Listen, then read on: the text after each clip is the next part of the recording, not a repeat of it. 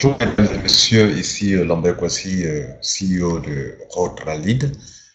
Alors, j'aimerais vous accorder quelques 5 minutes pour vous entretenir sur une parabole qui va vous aider à mieux cerner le network marketing en Afrique. Je peux vous avouer que nous avons un sérieux problème, nous les networkers africains, parce que nous avons un public qui nous crée ce problème-là. Vous comprenez? Alors, auparavant, lorsque je tentais mes premières expériences en network marketing, je ne pouvais pas voir ça de près parce que nous étions dans des systèmes où après 2 ans, ça se fermait. Donc, nous accusions donc les compagnies qui n'étaient pas crédibles jusqu'à ce que je rencontre la compagnie Trevo, business que je développe depuis le 31 octobre 2013 jusqu'à aujourd'hui. Et donc, je me suis rendu compte que, donc, après 2 ans, nous sommes en 2017 maintenant, après 2 ans, la compagnie reste toujours là, elle n'a pas fermé, au contraire, elle a rendu son opportunité encore plus attractive, plus intéressante, donc plus rentable qu'auparavant, ok? Par exemple, lorsque nous entrions à Trevo, au niveau du plan business, le côté parrainage, les commissions de parrainage ne couvraient pas les 8 générations. On s'arrêtait au niveau de ce qu'on appelait le matching bonus, je crois. Et donc, on ne vous payait pas jusqu'à la 8e, sur 8 générations. Il n'y a pas tout ça. Et puis, il y a plein d'autres avantages qu'ils ont ajoutés encore au système. En parlant des autochips auparavant, pour couvrir 8 générations, il fallait payer absolument 6 pots. Maintenant, c'est le cas. Même si vous avez, comment on appelle, vous pouvez faire 3 pots pour couvrir les 8 générations, ça dépend. OK. Ce n'est pas l'objet de ma vidéo. Je vais vous montrer que quand je me suis rendu compte que je suis dans une entreprise stable et que par moment mes affaires connaissent des hauts et des bas, alors ça m'a donné à réfléchir, ça m'a donné sujet à réfléchir. Je me suis rendu compte que ça exprime mieux. Cette image que vous voyez devant vous exprime mieux. OK? Voici l'entonnoir qui est là. Et vous mettez des choses dedans. Si nous allons prendre des personnes, OK? Non pas des choses, mais des êtres humains, OK? Qui sont comme vos filleuls que vous parrainez. Ce sont aussi les filleuls de vos filleuls qui entrent dans le système Trevo. Donc, l'entonnoir est comme le système Trevo, OK? Où vous parrainez des gens, vos filleuls aussi parrainent des gens. Donc, tout ce que vous voulez, ce sont vos filleuls qui sont là. OK? Bien. Maintenant, la question est de savoir, ce monde qui rentre dans votre système, dans votre business, la question est de savoir quels sont ceux qui y restent.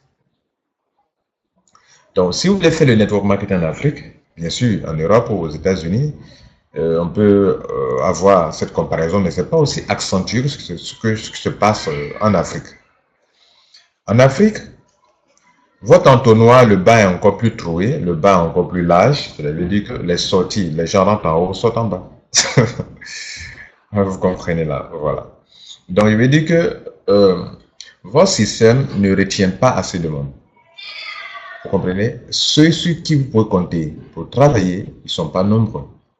Donc, quoi qu'on dise, le MLM en général, c'est mon constat général, mesdames et messieurs, c'est un système dans lequel vous allez avoir affaire à des gens qui viennent et qui s'en vont.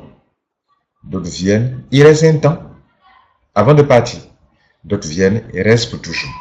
Vous comprenez? Donc, il y a 3 groupes de personnes qui vont s'enregistrer dans votre système. Un groupe qui vient, aussitôt venu, aussitôt reparti. Il y a un autre groupe qui vient. Vous avez dû enregistrer des gens que vous n'avez jamais vus. C'est-à-dire, vous les avez enrôlés. Ils étaient chauds, ils étaient zélés, comme on peut dire.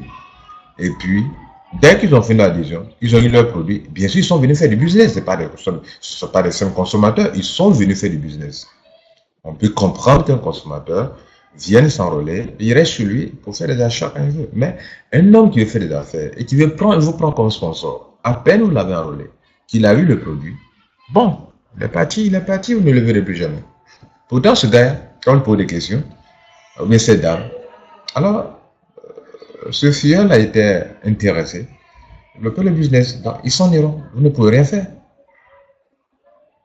Deuxième groupe de personnes, ils sont des gens qui viennent dans votre business, ils sont aussi un peu zélés au début, ils passent 1 mois, 5 mois, 6 mois, peut-être 1 an, et puis bon, autour de la deuxième année, ils l'abandonnent. Ce sont ceux-là qui sortent par le bas ici, ok? Et puis vous avez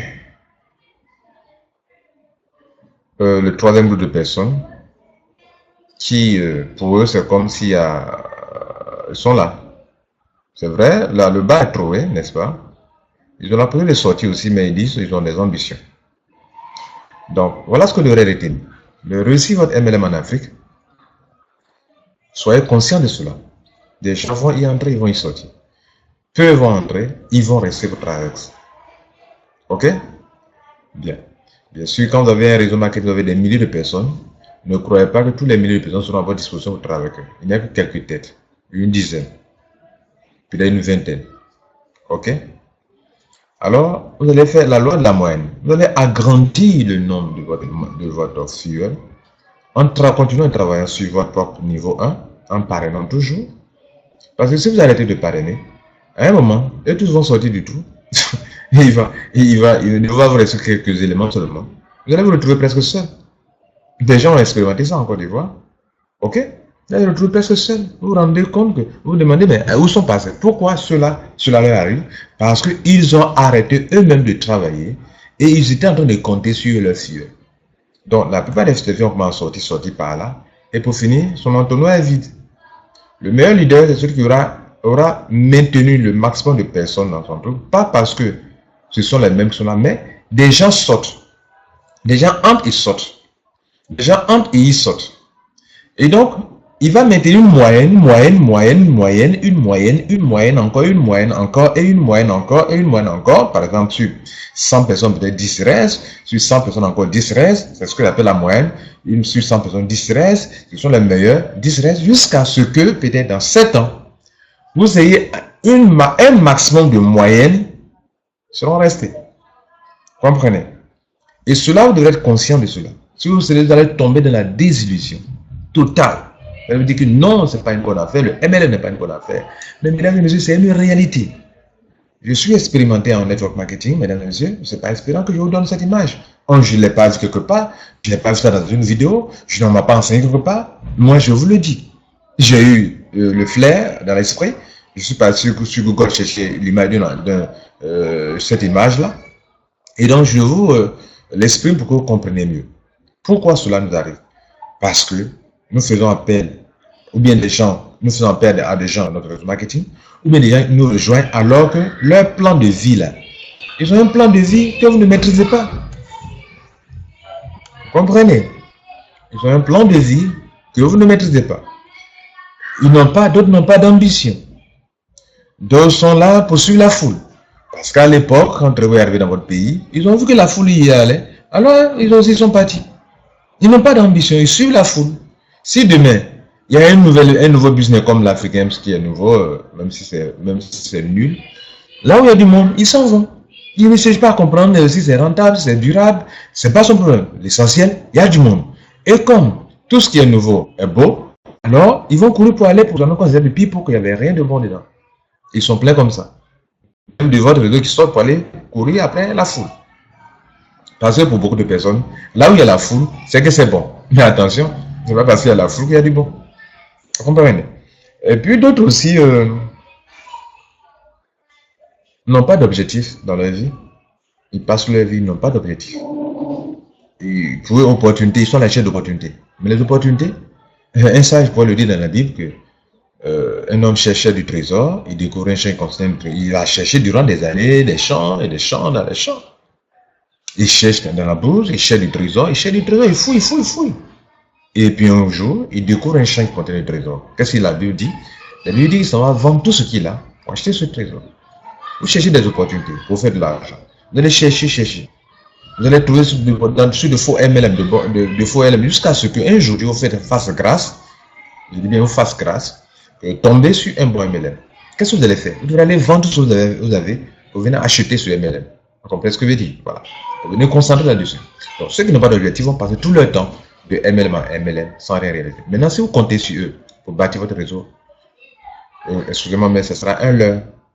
Alors, c'était Lambert Kwasi. Je l'ai intitulé La parabole de l'entonnoir. C'était Lambert Kwasi de CEO de Rotrali. Alors, je tiens à vous remercier. Merci. On va donc s'arrêter là. OK? Et donc, à la prochaine fois. Merci.